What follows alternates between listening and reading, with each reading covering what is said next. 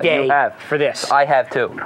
Okay, it's time for us to prepare some sashimi. Now, I told you early on, Bonito is fantastic sashimi. So I want to show you how to prepare it and how to eat it. And we're going to eat it right here on the water.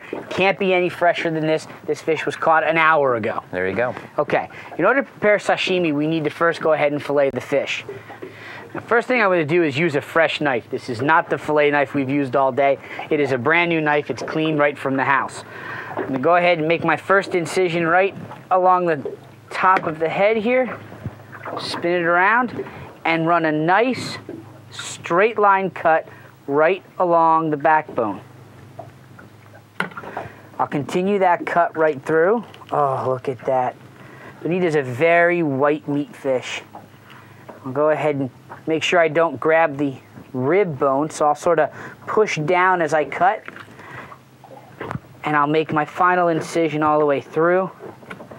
And there's my Bonito fillet.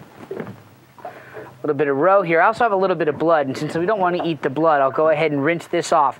I'm going to rinse it in seawater. I'm not going to rinse it in fresh water. If I rinse it in fresh water, all I'm going to do is bleach it out. So I've got a bucket here of salt water, fresh from the ocean, and I'll rinse off my fillet. There's a series of bones that run right along the middle of the fillet. And since we're eating this raw in sort of thin shavings, I want to make sure we don't have any bones whatsoever. So I'm going to make my first cut all the way down along that bone line. Make sure I don't have any bones along with it. What I'll do now is I'm going to start to cut at an angle. I'm going to make thin slices, less than 1/8 of an inch. Just like this, all the way down that loin, making sure that I don't get any bones within the cut.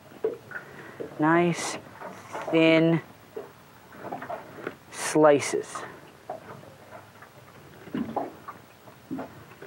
Okay, I've got it all sliced. Now I just need to remove it from the skin. So I'm going to make another incision along the skin, as if you were filleting a fluke, really. Make that incision all the way down, and these fillets just pop right off. Oh boy. Any extra dark meat I'm going to leave on there because it does taste pretty good. And I'm going to go ahead and place them right here in my bowl. Make sure I get these extra pieces. I don't want to miss a piece, Bill. There they go. If you miss it, I'm eating it. There we go.